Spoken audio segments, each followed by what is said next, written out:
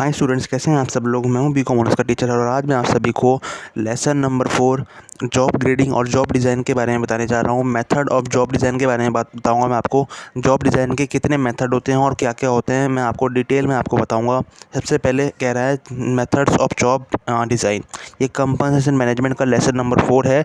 इसकी पुरानी वीडियोज़ आपको इसी चैनल पर मिल जाएंगी जिसमें हमने जॉब ग्रेड के बारे में बात किया था, जॉब डिज़ाइन समझाया था मैंने आपको, अप्रोचेज ऑफ जॉब डिज़ाइन के बारे में समझाया था।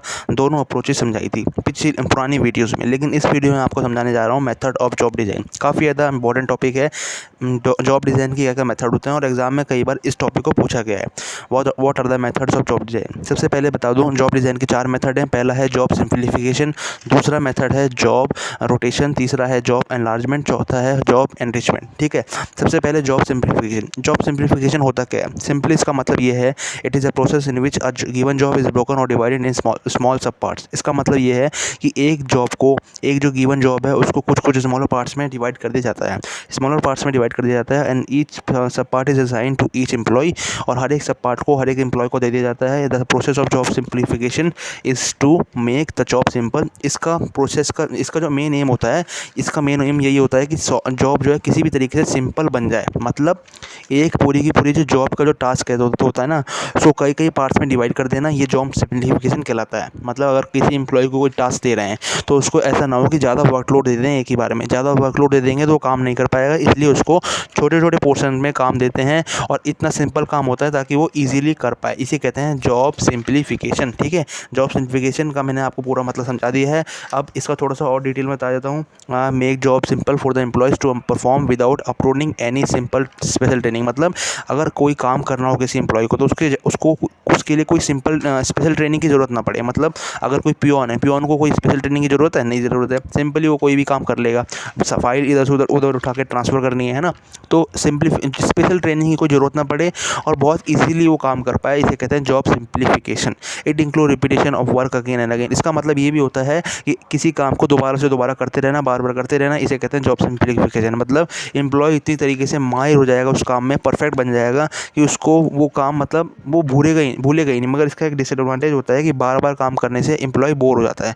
It leads to boredom of work to employees, है ना। तो ये एक इसका डिसएडवांटेज भी है। तो मैंने आपको पूरा मतलब समझा दिया है इसका कि क्या क्या मीनिंग है।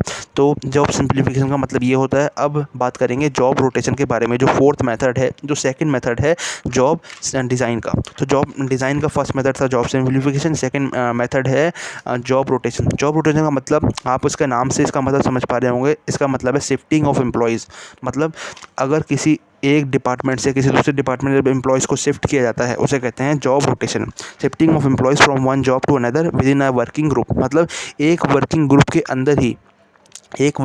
अंदर ही किसी एम्प्लॉय को उठा के दूसरे डिपार्टमेंट में डाल देना, उसे कहते हैं जॉब रोटेशन। यहाँ पे इसका मेन एम होता है कि एम्प्लॉय जो बोर हो रहे हैं ना, वो बोर ना हो, या फिर अगर वो किसी एक काम को अच्छे से नहीं परफॉर्म कर पा रहा तो उसको दूसरे डिपार्टमेंट में डाल देना।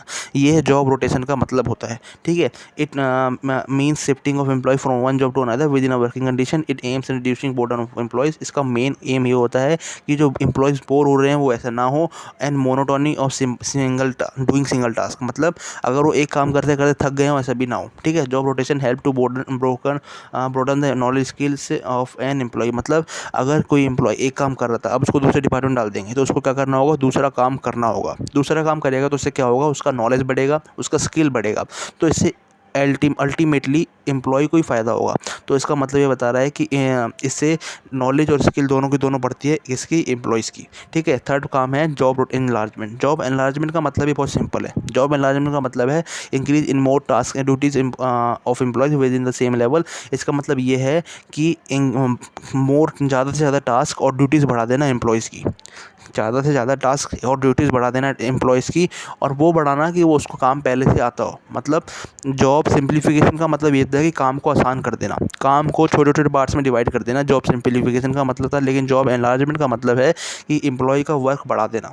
अगर वो एक काम को करते करते बोर हो गया तो भैया और काम ले ले, तू और काम ले ले। इसे कहते हैं जॉब एनलार्जमेंट। उसको जितना ज़्यादा काम दे सकते हैं उससे क्या होगा? वो एनर्जेटिक रहेगा और हमेशा ज़्यादा से ज़्यादा काम करेगा, तो उसकी क्या कहते हैं आउटपुट बढ़ेगा, उसकी स्किल स्किल बढ़ेगी, उसकी कैपेबिलिटीज़ बढ़ेंगी, क्वालिटीज़ बढ़ेंगी। तो ये जॉब एनलार्जमेंट का मतलब होता है उसको ज़्यादा से ज़्यादा काम देना, और वो काम देना कि उसको पहले से आता हो, ये ना कि उसको स्पेशल ट्रेनिंग देने पड़े उसको और काम देने के लिए, ठीक है।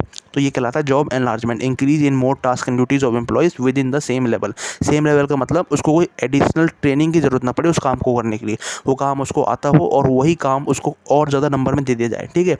Due to varieties of task an employee get the opportunity to make greater use of his mind. और वैरायटी ऑफ टास्क की वजह से वो एम्प्लॉय क्या कर पाएगा, अपना माइंड का ज़्यादा से ज़्यादा यूज़ कर पाएगा और स्किल्स का भी ज़्यादा से ज़्यादा यूज़ कर पाएगा। It aims to add similar task और activities to the existing work profile और एम्प्लॉयज़। इसका एम क्या होता है, सिमिलर टास्क और एक्टिविटीज़ जो होती हैं एग्जिस्टिंग वर्क प्रोफाइल में एम्प्लॉयज़ की, उसको ज़्यादा से ज़्यादा इंटरेस्टिंग बनाना। मतलब अगर कोई का एम्प्लॉय सिमिलर टास्क कर रहा है और एक्टिविटीज़ कर रहा है ना, कोई एम्प्लॉय सिमिलर टास्क कर रहा है तो उसको ज़्यादा से ज़्यादा इंटरेस्टिंग कैसे बनाएंगे, अगर उसको और ज़्यादा काम दे देंगे, भैया ले और काम कर, अगर तेरे को बोर हो रहा है तो तेरे को और काम दे देते हैं तो बोर नहीं होगा। तो ये इसका मेन एम होता है, सिमिलर टास्क दे देना, सिमिलर टास्क, और उसको ज़्यादा से ज़्यादा अमाउंट में देना। It is a horizontal expansion of job. मतलब हॉरिजॉन्टल एक्सपेंशन ऑफ जॉब का मतलब यहाँ पे उसको कोई नया काम नहीं मिलेगा, उसको वही काम और ज़्यादा अमाउंट में मिल जाएगा, ठीक है।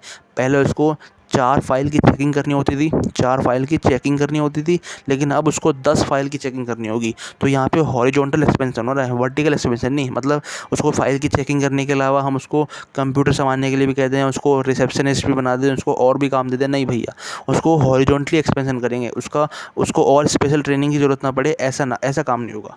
फोर्थ मेथड जॉब डिज़ाइन का क्या है, वो है जॉब एनरिचमेंट। मैंने आपको जॉब सिंप्लीफिकेशन बता दिया, जॉब रोटेशन बता दिया, जॉब एनलार्जमेंट बता दिया, ठीक है। जॉब सिंप्लीफिकेशन में सिंपली एक काम को अलग अलग पार्ट में डिवाइड कर देते थे, जॉब रोटेशन में एक डिपार्टमेंट से दूसरे डिपार्टमेंट में डाल देते थे, और जॉब एनलार्जमेंट में ज़्यादा से ज़्यादा काम दे देते थे। लेकिन जॉब एनरिचमेंट का मतलब क्या होता है, ये जॉब डिज़ाइन के चारों के चारों मेथड हैं, आपको मैं याद दिला दूँ, जॉब डिज़ाइन के 4 मेथड।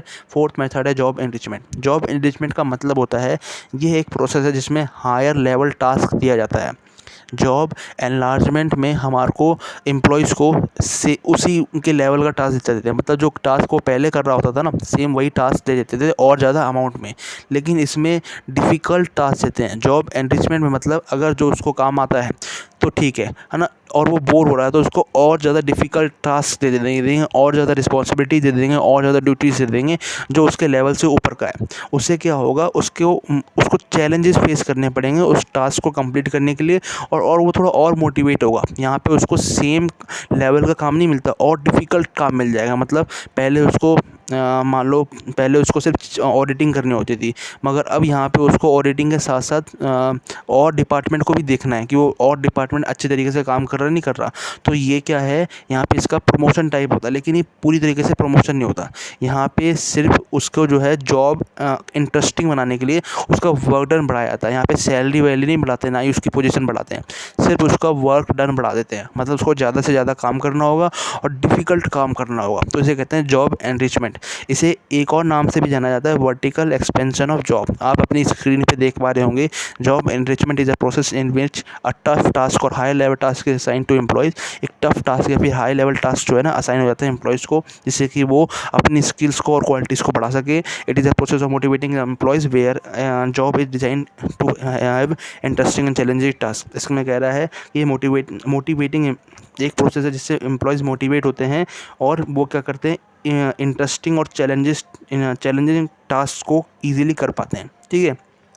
तो इनके लिए जॉब क्या हो जाती है, इंटरेस्टिंग हो जाती है, और चैलेंजिंग टास्क को भी वो इजीली कर पाते हैं। ये इनका मेन एम होता है जॉब एनरिचमेंट के अंदर। और लास्ट कह रहा है ये वर्टिकल एक्सपेंशन ऑफ जॉब है।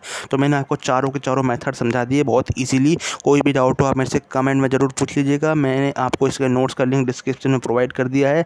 नेक्स्ट वीडियो में मैं आपको थ्योरीज ऑफ कंपनसेशन मैनेजमेंट के बारे में बताऊँगा।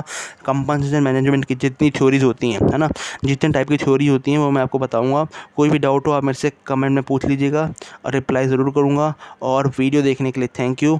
अब हम मिलेंगे नेक्स्ट वीडियो में।